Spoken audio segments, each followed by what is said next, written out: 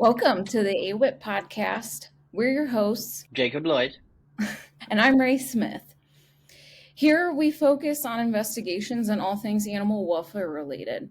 We're going to bring you in-depth conversations each week with animal welfare professionals around the globe, so be sure to find us on LinkedIn, YouTube, and Spotify.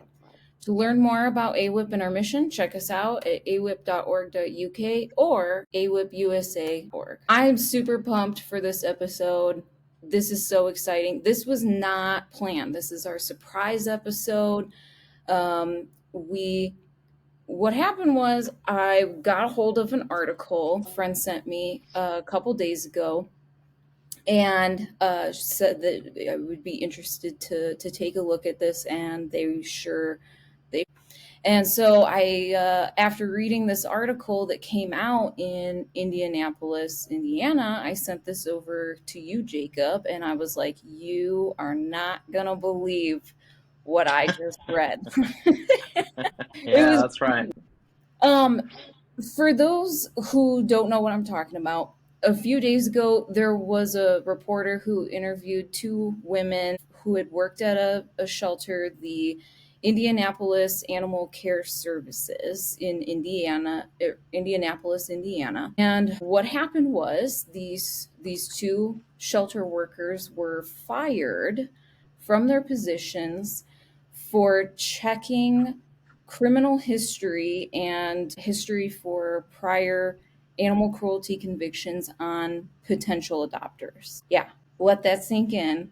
They were fired for trying to prevent cruelty to the animals they were adopting out. That's why they were fired. So without any ado, I want to get into this, and I'm really happy to present our guests. They're so brave. We got a hold of them, Kylie Fox and McKenna Chittister. Hopefully I said that right, McKenna. Mm-hmm. We got a hold of them. They are on the show. We are going to talk about what happened, and we are going to get into what happens at IACS. Thanks, Kylie and McKenna, for joining us. We are so happy to have you here. How are you doing? We're good. How are you? I'm good. I'm pumped. I'm ready for this. We chatted a little bit offline prior to this, and, I thought that Jacob and I both, we thought that this would be really, really great opportunity to talk to you two about what happened, so that you can go a little bit more in depth about the conditions of the shelter, why you were fired, what's going on at IACS.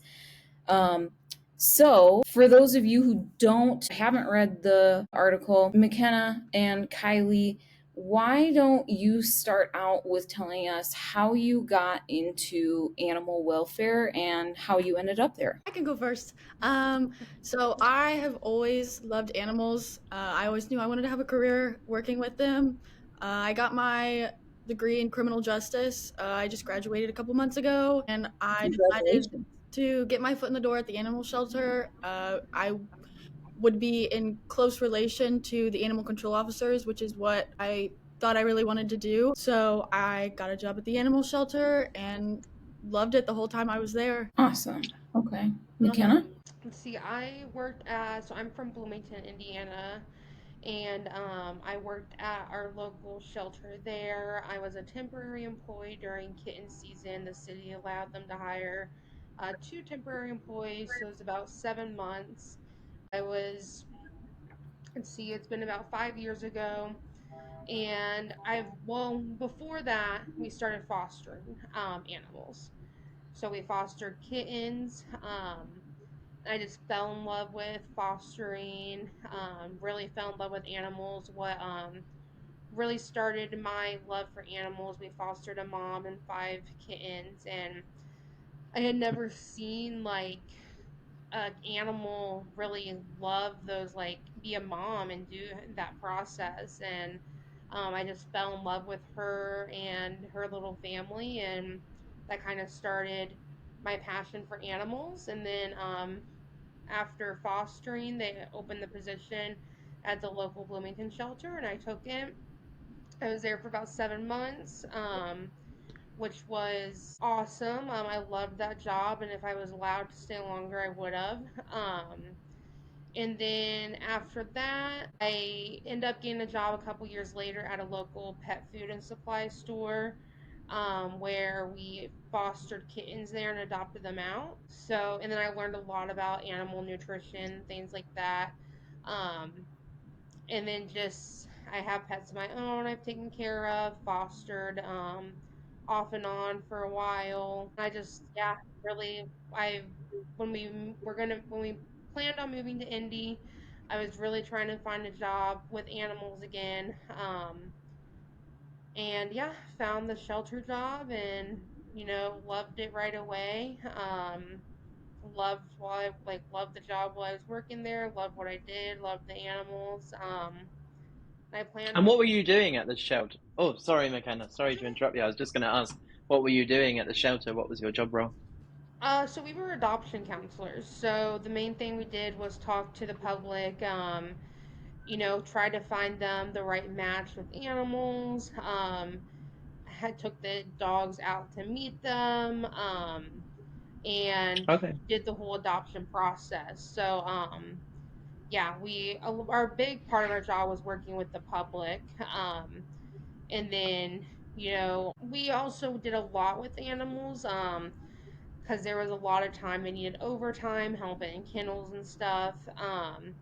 But yeah, our main job was working with the public and just finding them good matches with the animals for them. And how long were you there for? I was there for about 3 months, or a little under 3 months, because I was a week away from my union. Sure. And Kylie, how long were you there for? I started about a week after McKenna, so I was there for about 2.5 months and about 2 weeks away from my union protection. Okay. So, based on what I found in the article that featured you two that was released a couple days ago, it sounds like there was this policy that was in place a while ago, not at the time that you were let go, but prior to that, where there was a policy that you, as the animal adoption staff up front, would have to and were allowed to look at this online database that is open to the public. It's called MyCase, and it's this online court database platform that allows you to look at prior criminal history for really anybody that you want to look up who has been convicted of a in Indiana. Does that sound about right? So can you talk to us about MyCase? When were the policies in effect and not in effect? Who made those decisions? How did that whole thing play out? I'll take this one. So in 2022, there was a huge issue with there were 4 people that came into the shelter. They only checked one of them in our shelter system. It's called Chameleon. It just keeps track of the animals, the people, adoptions, everything like that. So they looked up one individual. He had no history in our system, so he and his friends were allowed to adopt this dog named Darren. They had Darren for a week, exactly a week, and one of their neighbors ended up calling the cops to report a dog being strung up on the front porch by its leash, and they were stabbing it and mutilating it. And by the time the cops got there, they were shoving the dog in a trash bag and trying to clean up all the blood. So just a brutal scene, but the 4 ended up getting in trouble for that. And due to the public pushback, public outcry for this poor dog, IACS was forced to make some sort of change to prevent this from happening again. One of the workers, his name was Tom Wiseman.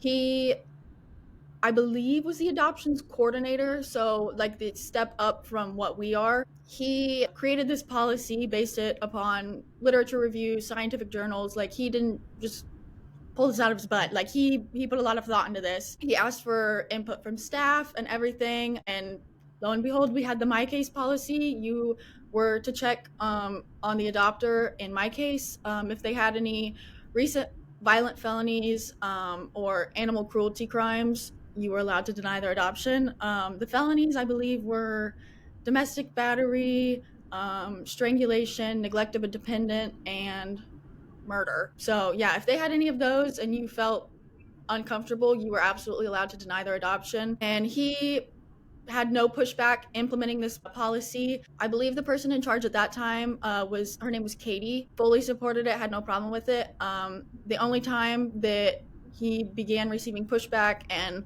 wanting to retract this policy, wanting to soften it and everything, was once the Kellys came into their positions of power. At that point, it only regressed. It became a little bit more lax, or not everybody was getting checked, or you can't deny for this anymore.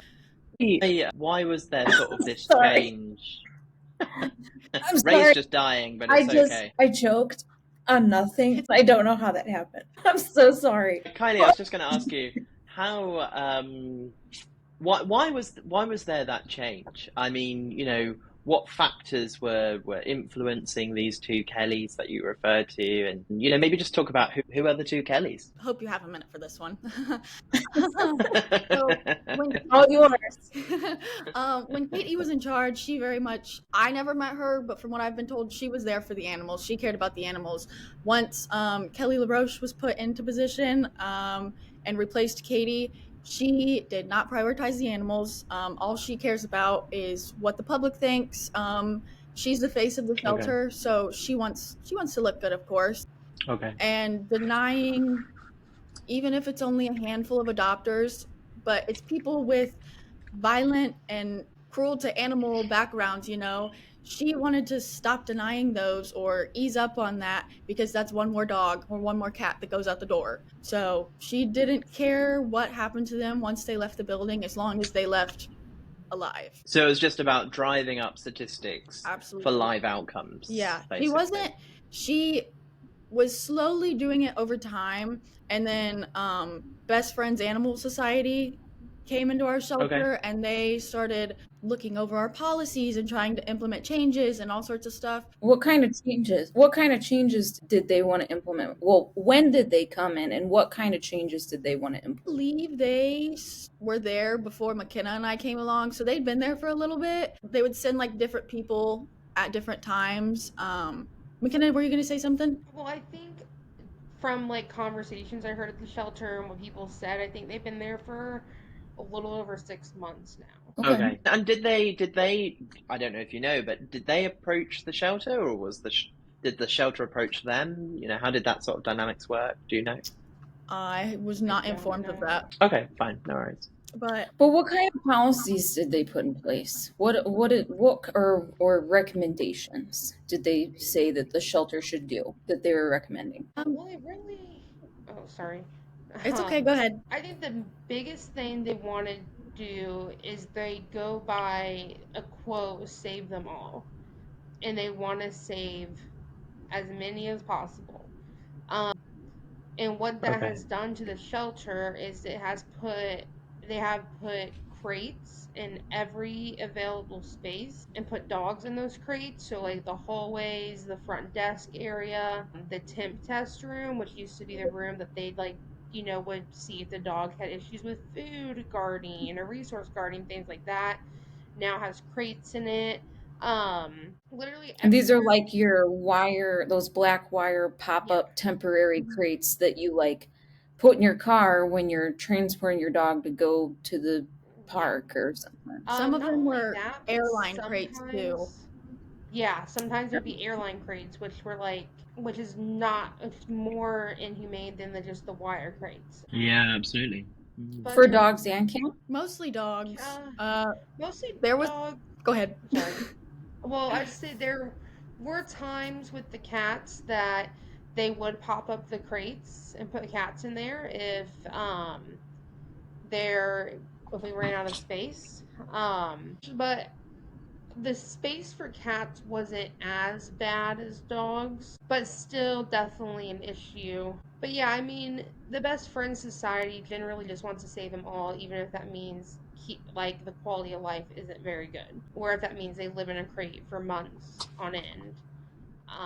Can you talk about the daily lives of the dogs? Like, how often did they get out? Did they socialize? Did you Did they go to adoption events? How often did they get to see potential adopters? The animals, as a general rule, got out. They were required to get out once a day. For about 15 minutes, they would go out to one of the runs. And it's not like they would play fetch with somebody. They wouldn't train with anybody, nothing like that. They literally, it was one animal, put them in the kennel, go back in, get another one, take that one in. Like, it was, they weren't getting any human interaction for the most part. Sometimes they'd be lucky and get out a second time in the evening. If a volunteer came in and wanted to get them out, volunteers did a lot Sorry to for interrupt, us. but the crate dogs did get out twice. I will say that the dogs in the crates, Okay. they had to take them out twice, but the ones in the kennels. So they were so the ones in the crates, they were taken out twice a day, what, for 15 minutes? Yeah. So for 23 and a half hours, that dog was in those airline crates. Yes. So you go from an airline crate to a, albeit bigger, cage area where they go to the bathroom and then they come back in. So you're saying like they're not playing fetch, they're not meeting adopters, they're not getting any kind of mental or physical stimulation, enrichment. They can run, and there's a couple torn up toys in each of the runs, but that's about it. If they were lucky, a volunteer would spend that 10-15 minutes with them at the end of the day. I know McKenna and I personally, we would, after the shelter was closed, we'd take a couple dogs out, hang out with them to get some notes on them, or if they hadn't gotten any attention, anything like that. But there's give or take 300 dogs in that building. So it just isn't possible to give them all human interaction with the skeleton of kennel staff that there is. And even when they did meet adopters, only about a third of the dogs were able to be shown to the public because the other two kennels were a mix of dogs that were unavailable. So there were only a certain amount of dogs that really got chosen by adopters to be seen. And those dogs got some extra time, but the other dogs, they didn't, and they weren't able to be seen by the public. There isn't really a very good system to get those dogs seen either. So yeah, I mean, the lucky few that got to go meet adopters and got out, more than that once a day, a lot of them get overlooked because they can't be seen by the public. And why could, sorry, Rae. Sorry. No, I'm sorry. You go ahead.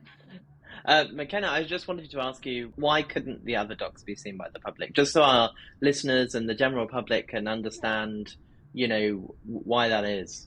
So, I mean, if someone came in specifically and asked about a dog that was available, they could see it. But out of the 4 kennels, out of the 4 big kennel rooms in the shelter, only 2 of them housed all available dogs. In those we could actually take the public in to see, but the other 2 kennels had the unavailable dogs, the dogs that were there for investigation reasons, on their stray weight. Fine. So the public we couldn't take them in there. So if someone came in to specifically ask about a dog in those rooms, we could bring it out. But unfortunately, that didn't happen a lot because people want to physically see the dogs, and the only dogs they see are the ones in the first 2 kennels. Yeah. So a lot of the available dogs get overlooked, unfortunately. So do any of those available dogs, were they ever in these pop-up crates in the hallways, where the public, like in the back, so the public like physically couldn't just walk into the shelter and see them, like you would have to physically walk them into the back area of the shelter in the hallways? Did that ever happen? No. Sorry, you can go ahead.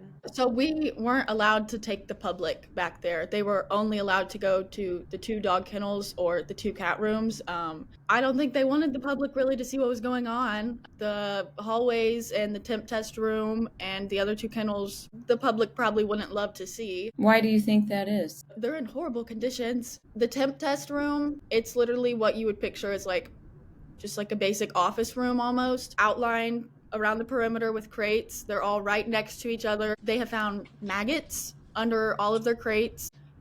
If you lift up the crates in the hallway and in temp test and in the front office, there's feces and all sorts of disgusting things under there because there's not enough people to clean those things. And a lot of the animals are literally losing their minds living in those crates. I mean, it's bad enough to be in a kennel 23 and a half hours a day, but to be in a crate where there was a Great Dane in a crate at once. They couldn't even stand all the way up. The public would be outraged if they saw that. Yeah. Unfortunately, it's something that we're seeing a lot across the country with shelters who are embracing this no-kill movement, save them all, bringing best friends in, and adopting these no-kill policies, is that they're warehousing these animals in these conditions for days or weeks or months or sometimes even years on end. So I want to go back to that policy about checking backgrounds for potential adopters. So that policy came into effect in 2022 after this case with the people who hung the dog up and stabbed it and killed it that was adopted from your shelter. That policy came in place. There was no opposition. And then you said the two Kellys came in and they wanted to do away with it. Did they say why? Kelly LaRoche had been there a bit longer than Kelly Diamond, so Kelly LaRoche never really elaborated on why she wanted to do away with it until I think McKenna and I started pressing her about it, and they basically just said any home outside of the shelter is more than likely going to be better than living in the shelter or being euthanized.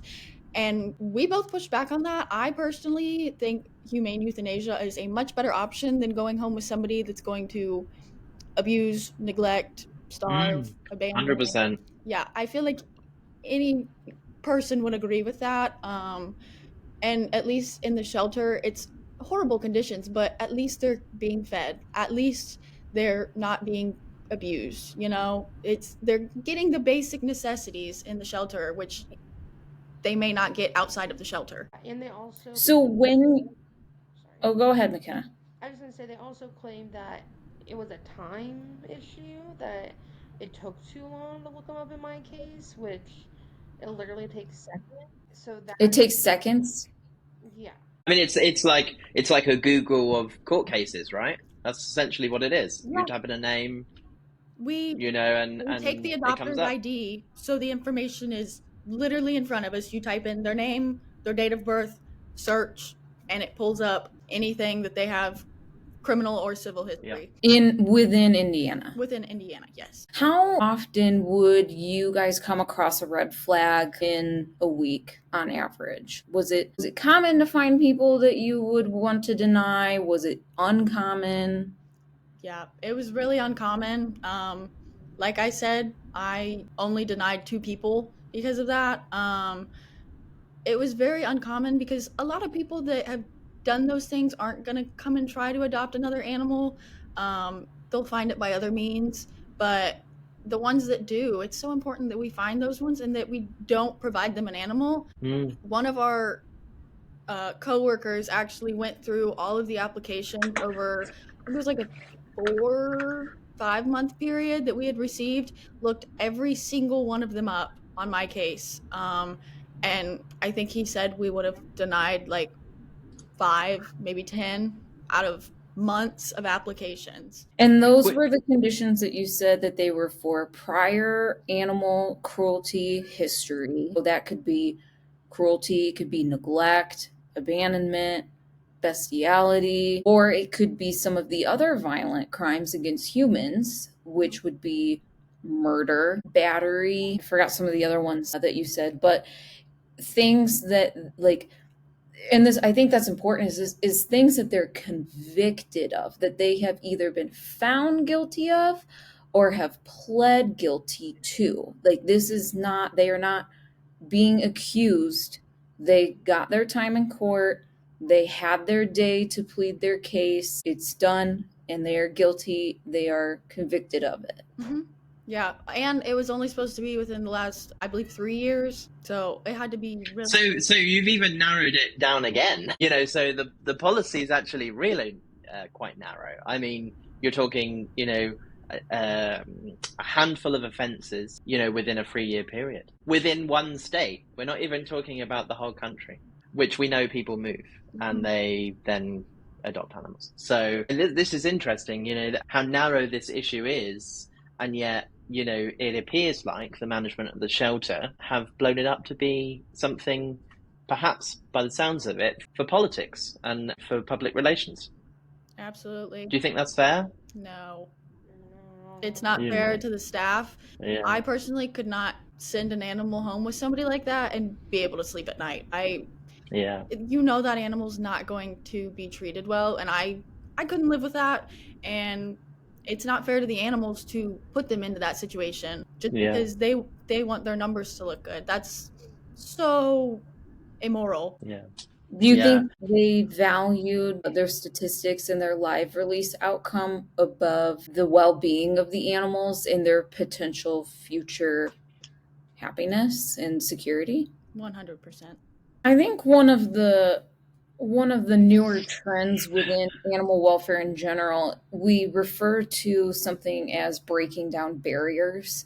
And so, when we talk about barriers, there's a whole lot on the list, right? So adopting to people who are a certain age because of whatever breed they want, or not sending an animal home with someone because they don't have a fenced-in yard, or providing Spanish-speaking material to people who want to come in and adopt an animal. Those can all be considered examples of barriers to adoption. And they should be knocked down, right? They should. Just because you don't have a fenced-in yard doesn't mean that you can't have a dog or shouldn't have a dog. That's ridiculous. So there's a lot of different barriers that we should be knocking down. Checking background history for violent animal cruelty offenses that someone has been convicted of, or other violent offenses against other humans that have historically given people a higher propensity towards violent crimes against animals, is not a barrier to adoption. It absolutely is not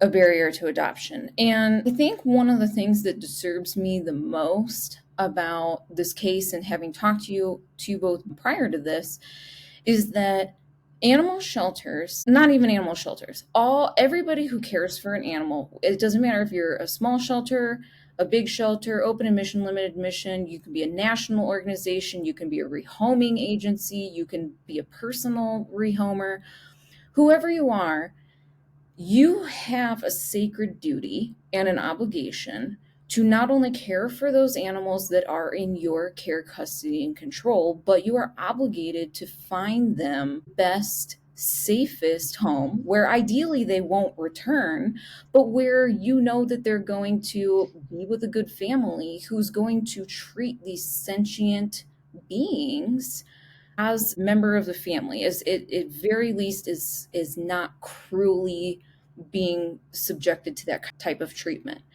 And when we talk about preventing animal cruelty, one of the major factors that we can do is right there at the front desk, where we are checking people, checking their backgrounds, and simply not releasing animals to people who have a convicted propensity to commit animal cruelty and neglect and abuse and bestiality. It stops right there. And so, actually barring your staff from doing that and trying to, keep those animals safe that you are charged with caring for, that doesn't make sense to me. I can't think of a single reason why it would not be a good idea to run a background that takes a couple seconds, 10, 20, 30 seconds prior to adoption. Does anybody else have an idea? Because I can't think of one. Nope, I don't. Yeah, exactly. Only for their numbers. That's the only reason we can come up with. Well, it's the number, right? You get them out as fast as possible. That's what I thought. And I thought the other option would be, the only reason that you wouldn't want to check those things is because if you don't know, then later how you can step back and say, I didn't know this was their history. I didn't know this was going to happen. I'm not liable for that, what they did to that animal. It's not my fault. And I feel that that is just weaponized incompetence, like pretending like nobody's gonna have this background, so you're just not gonna check anybody because if I didn't see it, I don't know about it. That does not seem right to me. Yeah.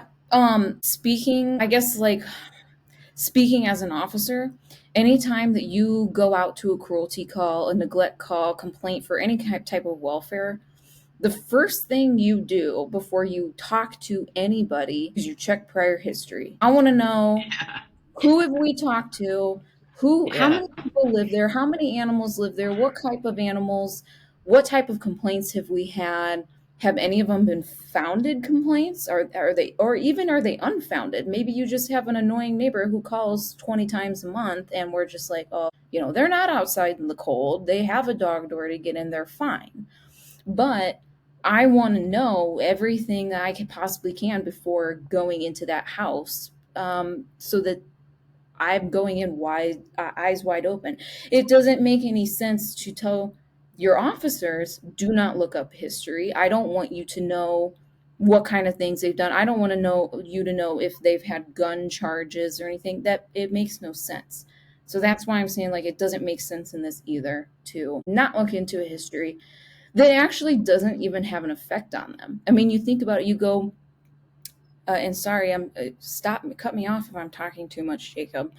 But you think, like, you go and apply for a loan or a car or a credit card, you are more impacted by that check hurting your credit versus what you guys are doing at the shelter, which is completely free, doesn't cost the shelter any money, doesn't take that much time. It doesn't affect that person who's trying to adopt at all. I mean, unless they don't get the animal because you deny it, but nothing bad happens to them. Yeah, exactly. It has no real world consequences. Kylie, when you sort of raised this, when the policy changed and you were told don't search this anymore, when you raised it and said, I mean, I'm guessing you said, I don't agree with this is wrong. What sort of happened next? What was the explanations? What did you do next? So the policy change was actually announced while I was on my lunch break.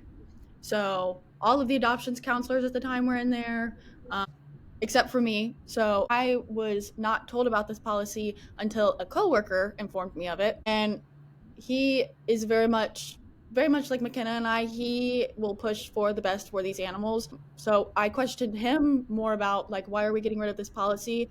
And he explained to me that he sat in that meeting with the Kellys and everybody else and argued with them for a good 30 minutes as to what on earth their logic behind this was.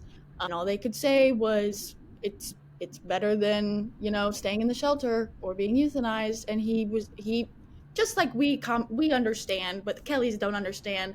It just doesn't make sense. But he got nowhere with them. And he'd been there for a few years, so his opinion didn't matter to them. So for a little bit, we didn't check MyCase. We were not supposed to be doing that. And then once everybody in adoptions had left, it was literally just me and McKenna, the only adoption staff. They wanted to have a meeting with us that we did not find out about until 10 minutes prior from another staff member that kind of tipped us off. They wanted to hear our questions, concerns, and ideas. So we jotted down things we wanted to talk about and went and met with them. They were clearly fully prepared for this meeting. They had graphs and everything they were going to show us.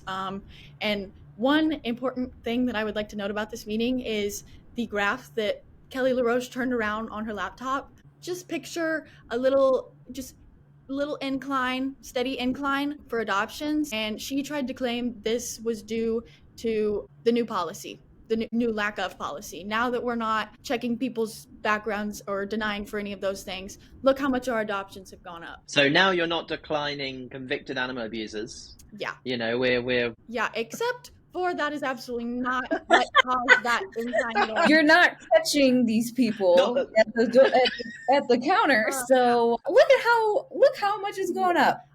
Even though it's not true.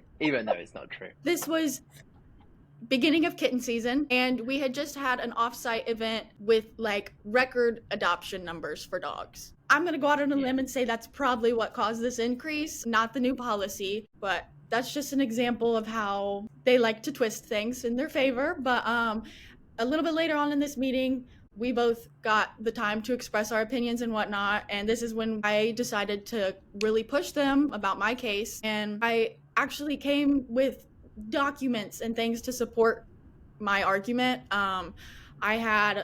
They're called person reports. It's basically what our system has on a person. Like, have they adopted from us? Have we been on calls to their house? Do they have any violations? Anything like that. So I printed off 2 of those. It was for a couple. They live together. They're married. And we had adopted to them a couple weeks prior a dog that had been confiscated from them. We adopted it back out to them. So I looked up these people's history, printed off their reports, and then I also looked them up on MyCase. And I wrote, hang on, Kylie. Sorry. You heard me right. Hang on. Sorry, say that again. These dogs had been it was 2 dogs and a cat was confiscated from them, and then I believe it was exactly 2 weeks later they came in and readopted the puppy out? Yes. And their animal control officers went out and confiscated them from their house. Mm-hmm. Yep. Do you know for what? What was? Yeah. I don't know exactly for what. It was just listed as confiscated. But these people have Wow. a whole list of abandoning puppies, neglecting their animals, all sorts of things. But there was only one adoption staff that day that this adoption took place. So they didn't bother to check the person report. So they missed it. And we weren't supposed to look up MyCase anymore. So they thought, oh, okay, perfectly fine people, send them on their way with a puppy. But I provided this information for the Kellys during this meeting. And I was like, here's a prime example of why we need to be checking this. And the same thing they said to the last guy that tried to argue it. Any home is probably going to be better than being here in the shelter or being euthanized. And I don't want to use the word discrimination. Any home? I mean, this is amazing. You know, at any home, we're going to give it back to the person that allegedly, perhaps, let's say, abused it. And we're going to give it back, and we're going to say any home is better than the shelter. Yeah, and I don't want to, discriminatory is not the right word, but that's the word I'm going to use. You'll get my idea. They were claiming that it's almost discriminatory to deny people for these things, because who's to say they're going to do it again? Who's to say the person that abused their puppy last year is not going to abuse a puppy this year? You know, it's just... Well, there's many scientific studies that would support against that, but okay. Exactly. I mean, it's just... That kind of was almost on my line of questioning in regards to discriminatory practices, is that, like, I get it if you're only checking certain people. Would you guys, when you were adopting an animal, a dog, cat, whatever, did you check everybody? Or were like there was discrimination there where they were only picking certain people, like, hey, you kind of weird, so I'm gonna run you through our system before you adopt? So the initial policy, you were supposed to check every single adopter. It doesn't matter who they are, what they're adopting, you were supposed to check all of them. When they retracted the policy for a period, we weren't checking anybody. And then when that puppy, Champagne, was adopted back out, that is what it clicked in my brain. I was like, maybe we should start checking in on people again. So we weren't supposed to be doing it. We were instructed not to. So we weren't doing it on everybody. The only 2 people that we found anything on was because all 3 of the adoption staff had a weird feeling about them. McKenna, myself, and the new girl at the time, Lindsay, all interacted with both of these people and said, something's really not right about them. Yeah, that gut feeling. Yeah. So you were forced in a position where you actually had to make, even though the original policy was not discriminatory, you are now forced into a position where you had to make discriminatory. I don't think it is, but there we are. Discriminatory decisions. You were forced into that position. You had to decide who do you run, who do you not, because this is against your own policies. Mm-hmm.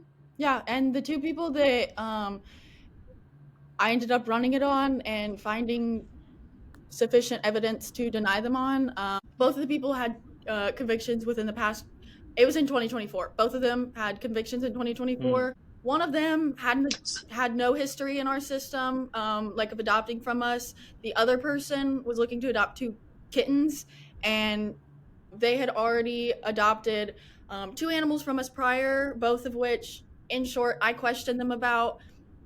They gave very, very questionable answers. They actually lied at one point, and McKenna chimed in and was like, wait, I thought you told me you didn't have any animals at home. And the ladies all caught up in her lies. So It's so good that you guys are just like completely on the ball with this.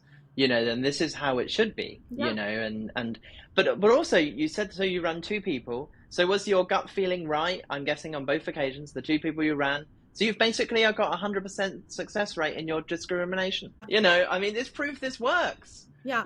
This proved that this works. Y'all can cut this out if you need to. Both of the people that we denied were both white. And it's not a gender thing either, because one was a guy and one was a girl. One was older, one was younger. So it's like, it can really be anybody. It can really be anybody. It's not discrimination. Yeah. Those are just the two that I happened to. It was one of the 4 days out of the week that I work. I happened to be working on their specific adoption. The cards lined up. I looked them up, and the proof is right there. And it turned right 100% of the time. Exactly. Yeah. And then the shelter has this open adoption policy, right? And typically in our field, open adoption pretty much means we're going to take people at their word, and we're going to adopt them out. We're going to believe what they say. Like, if they tell us they have a house and they, work this time, and these are all the people and animals I have in my house. It's open. We're fostering communication with those people to try and make them have the best match. Which I don't necessarily have a problem with, but as you pointed out, people lie all the time. And I know they lie to me all the time. I'm sure they lie to you. Jacob, I know you get lied to all the time. Always. And I really don't understand why we really embrace open adoption so religiously and go into that so naively when there are so many horrific things that old shelter I used to work at, with a guy who came in wanting to adopt a cat, and he was having a mental health crisis, and he was screaming and he was demanding this cat, and the shelter staff were scared, but instead of calling the police, they wanted to get him out of there, and they gave him the cat. A week later, myself and police and EMS were called out to that same guy's house, and he was taken on an M1 hold. An M1 hold is when you are having a mental health episode and you need to go get treatment. And when we went into the house, we found that same gray domestic short-haired cat. I think it was like 2 years old. Found the cat deceased on the floor in the living room with a washcloth shoved down its mouth and water bottles everywhere. He waterboarded the cat and drowned it a week later. And this is the animals we're trying to protect, to stop them from ending up in this place. These are the animals that Kylie, McKenna protected, from happening. This is what these guys, these ladies were trying to do and ended up being sacked for. Well, and I think the cherry on top of that is that he had a prior history with doing that exact same thing with a snake that he had owned. So had we checked that, and or just not flat out adopted that cat to him, we would have prevented it. Yeah, exactly. It's horrific. Not to a T, but I feel like if all of the staff is uncomfortable with the person, the animal probably is too, and the animal has no voice. They can't stand up for themselves like we can, And in terms of the open adoption policy, I don't love it. I don't love the idea, but with the very, very slim resources we have, I can understand it. If there was something else in place to not deter people, but weed out a few of them who weren't seriously getting an animal that they wanted to love forever, But our animals are free. There are no adoption fees. Zero. We told them that we feel like dog distributors. There's no requirements. There's no background checks. There's no fees, nothing. You can walk in there and leave within 20 minutes with an animal. And it just doesn't feel right. You need to at least have some sort of fee in place to deter people. Well, my question is for all three of you, actually, is so imagine that you need to go on vacation. You're going on vacation for the weekend or a week, and you need somebody to dog sit, cat sit for you. McKenna, I know you got Coco there with you. So imagine you need to go, your friends and family can't help you. So, there's those rover apps, those WAG apps, people, you hire them to come dog sit or cat sit or, whatever. So imagine that you did that. If you found out that that person had been previously convicted of bestiality, sexually assaulting an animal, would you still hire them? Yeah, exactly. Of course not. So why would we not be, and I don't know anybody who would, so why would we not be running these checks on people coming in? I get that they're not our dogs. I mean, they're almost like, the shelter's not an owner. Here we kind of refer to it more of like keeper, like you don't own the animal, but you are responsible for their care and well-being and all that. So you could consider a shelter to be an owner or keeper depending on wherever you are. But the fact is that you're responsible for those animals and their care and what happens to them, and finding an appropriate home for them is part of that.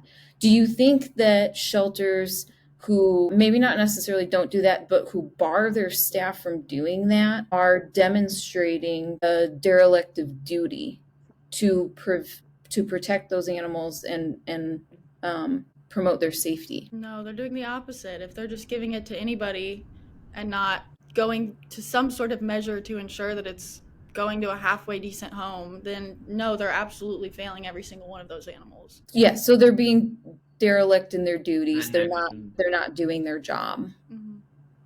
Yeah.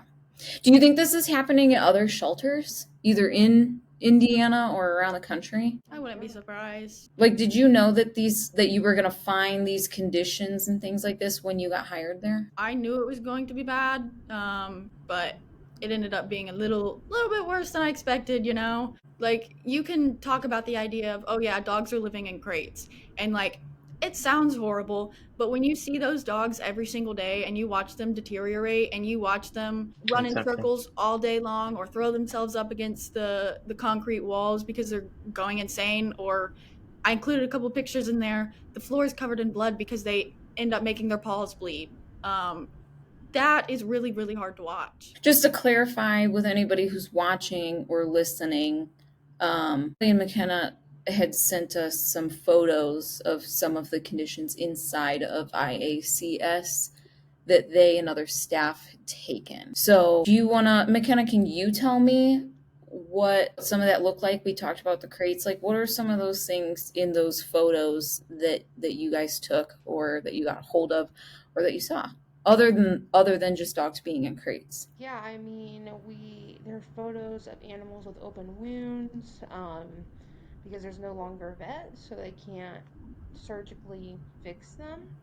And these animals are just sitting in their kennel suffering, prone to infection because of these wounds are open. There's a photo, like Kylie mentioned. Which, McKenna, would that be... Sorry, McKenna, I was just going to ask you, you mentioned about the wounds and stuff. Would that be against state, local law in terms of animal cruelty? Yes, absolutely. Would it be? I mean, the shelter itself is breaking these laws that are out there for the public to follow. But yeah, there's a picture of a kennel with blood everywhere because a dog's paws are so sore from standing in it. There's pictures of bugs on their bones. Not only that, we don't have. They look like cockroaches. Yeah, they are. Yeah. Okay. It was hard. It was like one of those hard circular, like plastic things. They look like big cockroaches. Mm-hmm. And then there aren't pictures of this, but there are dogs that are just laying by their own poop and pee. Specifically the ones in the crates, so there's not like really a lot of room to get away from that. There's dogs with medical issues that the shelter doesn't have, not only open wounds, but like there's dogs with health issues that need certain medications that the shelter can't provide. They have like 12-year-old dogs there that are probably going to live in those kennels the rest of their lives that, they're just not making the right decisions about humane euthanasia, and like they're just wanting to save them all, even if that means they're going to die in their kennel anyway. Who is influencing this policy where we're not going to euthanize animals, which are, do not no longer have a quality of life? I mean, I believe it's the Kelly's. well, I believe it's the Best Friends Society, but I believe they have made both the Kellys very like pro saving them all and believing what they believe. I think Kelly, both the Kellys really think they're in there to help, and they're just trying to do whatever they say. Okay. It sounds like before Best Friends Society was involved, there were less crates. There were still crates, but there weren't crates like in the front. There weren't crates in the temp test room. They were just crates in the hallways. So like it's definitely, and I'm sure it's the fact they just want their numbers better. Actually, in that article where they made their statement, they said that the live release rate was like 84%, but that's not even true because our coworker actually like we're able to look it up in the system we use what the live release rate is, and he did it about a couple weeks ago, and it was at 75%. So either they're lying or in the past few weeks that has gone up just because they're not making decisions they need to make. Because more animals are sitting there suffering, Yeah. by the sounds of it. Yeah. What was that? You sent a picture of like I don't know, it looked like something out of the Swamp Thing. It was like neon green. Mm-hmm. Let me go pull that up. That was from one of the kennel staff. That was in one of the outside runs. I asked them what it was, and they just said all sorts of liquids. So it's probably pee and poop and runoff and rainwater and mud. It looks like it has algae in it. Yeah. Like it looks like neon green. Like I'm not talking like urine green, like neon green. That's what it looks like in the photo. So these things, so you and other staff, have you voiced, like, how many conversations do you think that you've had with management? Like, hey, I see cockroaches. Hey, this isn't clean. There's maggots under these crates. There's green goo outside. Somebody probably said something to them. Yeah. I know probably almost every day a different staff member, the kennel staff is pretty good at speaking up about it to their management, but their management is still under the Kellys. The Kellys are the big managers above all the small managers. But I know they speak up about the roaches, the maggots, the disgust underneath all of the crates. And like if the poop didn't get picked up in the runs by one of us in the morning, it just had to sit there until somebody went out there and picked it up, and that was one of our like 20 tasks to do in the morning, but we normally got to it. But like that's just a small thing that's like these animals don't even have a clean place to spend their 15 minutes outside. So as far as you know then, based on the photos that you sent us, there was that cat. It looked like a cat whose eye was kind of coming out of its ocular socket. Mm-hmm. There was another cat that looked like a hole in its neck, and then a dog who had a prolapsed uterus, it looked like. Do you know if they got any care? Do you know if they called a vet in? I know you don't have one at the shelter. Did they call a vet in?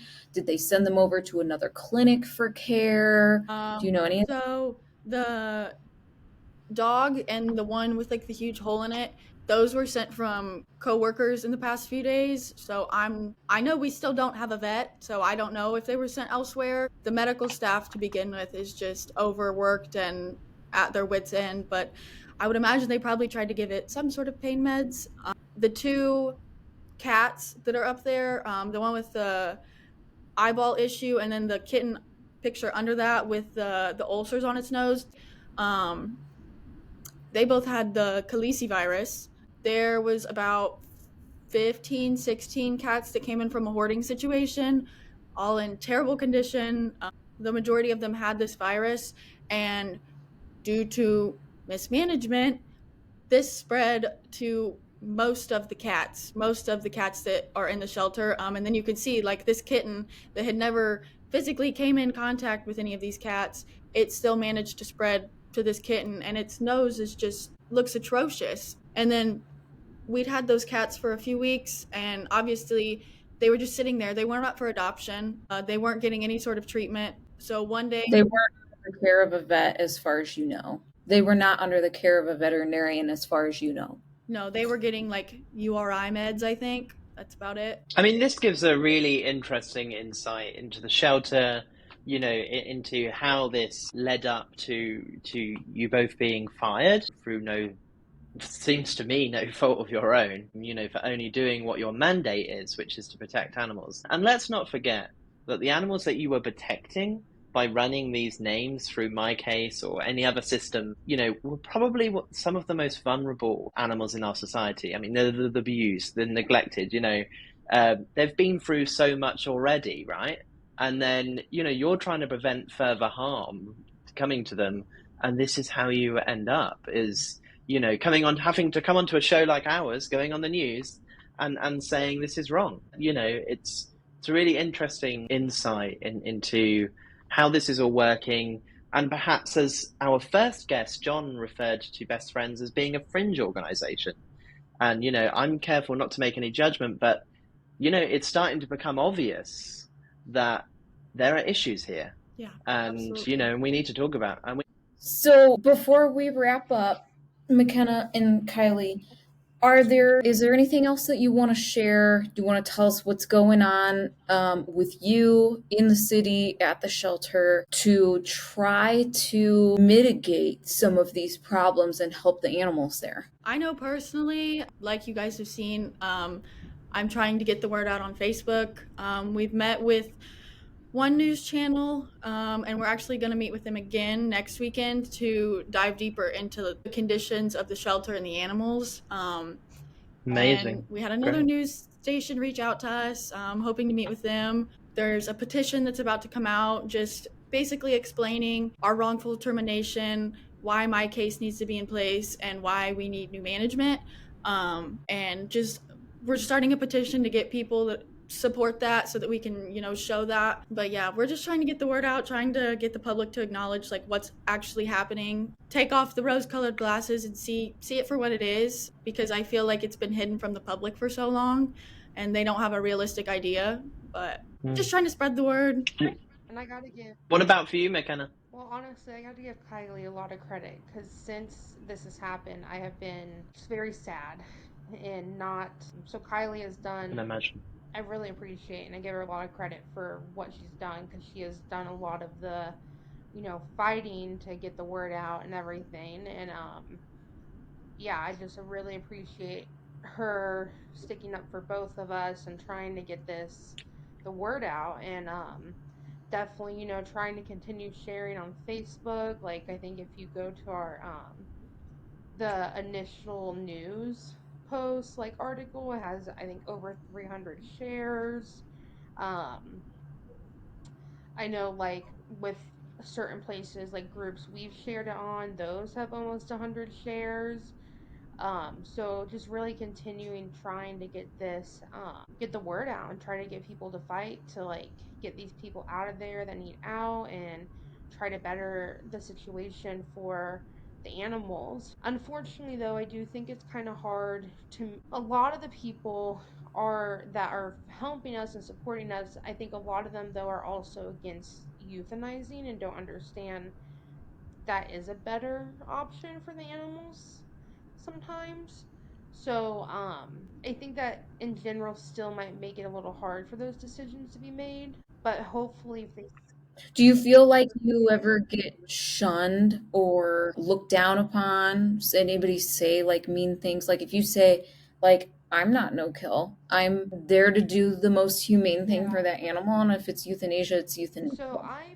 So while I worked there, no one ever personally made comments to us about how horrible it is. But if you look on a lot of our social media and Facebook, people will make comments saying that it's horrible we euthanize, that we should try to save them all.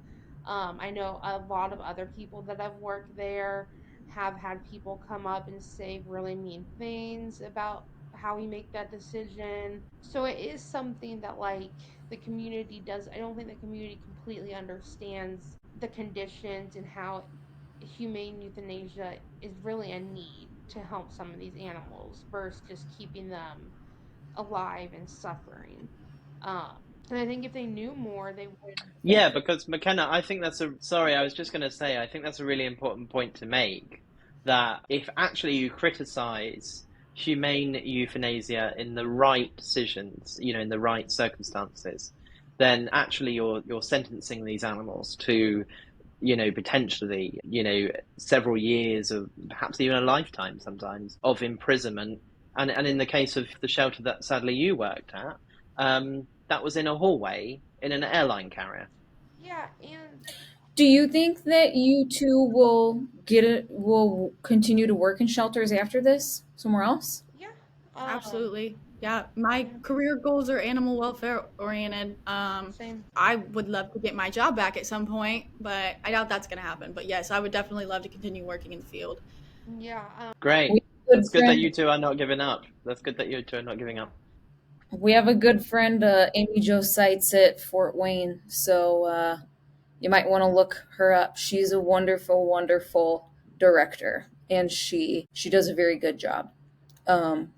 So if they have any positions, just tell Amy that you talked to me. There was one other thing I wanted to make a point about. No, go for it. Go for it. This Yeah. is yours. On the subject of euthanasia, I spoke with one of the kennel workers. She's been there for quite a while. She is always there after close, well beyond her hours. She cares about those animals. So I asked, I'm going to the news. I'm going to talk to people about this. What is the things that you want to be brought up from kennel staff's perspective? Because our perspective is from adoptions. She made a couple very important points that the kennel staff is pretty much the only people that handle the animals. I mean, we'll go grab them to show them to somebody. Management never touches the animals. Medical every once in a while, but the kennel staff are the ones hands-on. They are handling those animals their entire shift. They get zero say in any of the animals, like euthanasia decisions. Let me see specifically. She said they're not told until during or after the animals have been euthanized. And obviously they form connections Wow. with these animals, so it really hurts to know and you not get to say goodbye. Most of the decisions are based upon kennel rounds and intake notes. Intake notes are when they're going to be incredibly stressed. They're just entering the shelter. Kennel rounds are literally the manager walking around with a piece of paper and a pencil and looking at the animal in its kennel. Most of the animals don't have good kennel presence, so those aren't going to lead to great or accurate notes. Management that makes these decisions never gets them out of their kennels, so they never see them how they really act. There's also no consistency with the decisions that they make. She said one animal can do something and get euthanized for it, and another animal can do the exact same thing and get adopted, And she made the point on behalf of all kennel staff that they all would love to be able to put in great notes on these animals. Like I said, they're the ones that interact with them all day long. They know them better than anybody in the shelter, but they have no time. There's hardly any kennel staff. They are running around like chickens the entire time they're there, trying to make sure every animal gets out, every animal gets fed, kennels get cleaned. So they don't have any time to put in any of these notes that would be incredibly helpful for making the hard decisions or for adoptions when we're trying to match people up with the right animals. To have this info on them would be so helpful, but they aren't given the time. They aren't given the support from management. They're literally not able to. And she just feels like on behalf of them, they're failing the animals because they're not able to do more. And a lot of the animals are declining. They'll put in notes that they're declining, they're having these behavior issues, they're hard to handle, things like that. And they flat out get ignored every time. And during our meeting with both the Kellys, I brought up the fact that adoptions, we are very busy, but we do have downtime, more downtime than kennel staff. And I brought up the fact that, like, if there's a way kennel staff can just get their comments or notes to us and we put it in the system and everything to make it easier on them, I think that's something that would help. And nothing was ever like followed up about it or, you know, changed. And they're also like making, so like recently there were two dogs that were put down or humanely euthanized that were both returned, that had been recently adopted, both just about a year old, that just needed some work and training, and they were both euthanized. And I feel like they're making the wrong decisions for what animals they do euthanize. Like another example is recently there was a dog that was available for adoption, but apparently was having a lot of kennel stress, and they were going to euthanize it. And they put like a plea out on the rescue page if the rescue wanted to pull it or whatever. Literally, people commented photos of this dog in the kennel, and all it did in the kennel was lay on its back and like just lay in the bed. Like it didn't. There was no kennel stress really being shown, but because of kennel stress, why they were going to euthanize this dog. So like the decisions they're making aren't even for euthanizing animals. They're not making the right ones. They're not euthanizing the right animals. It's very frustrating. Yeah, the people that are making the decisions are the ones that interact with these animals the least, and they're not taking any input from the people who actually do know these animals. And I feel like maybe people would be slightly more accepting of humane euthanasia if they were educated decisions and it was a consistent thing and it was an educated decision rather than just, I walked around this morning and saw this one in its kennel and it was barking at me, so it's her turn. It's just not consistent. Well, I can tell you from, the dozens and dozens of shelters that I have worked in, have visited around the country, it is normal routine to have a well set up, organized system, whether it's handwritten or it's logged in a computer in Chameleon that tracks these observation notes from staff, from volunteers to officers. I mean, really, whoever comes in there. How do they behave in their kennel? How do they behave with other animals? How do they behave outside? Are they jumpy? Are they mouthy? Are they sweet? Are they lazy?